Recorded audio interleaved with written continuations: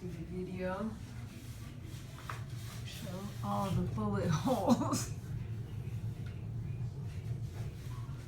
Backing it up so you can see that's the door. Here's a few more holes.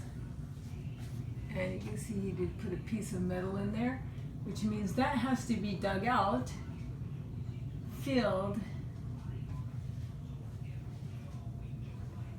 and painted.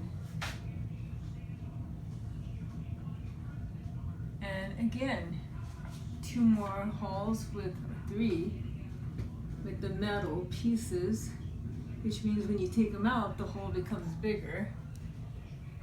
Now here to the left of it is more bullet holes. Looks like a machine gun was in here. And they were all installed.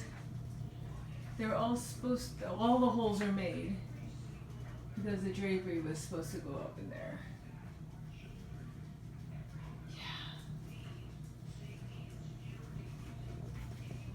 So just to recap, go straight across. 2 more holes there. 1 monster hole there.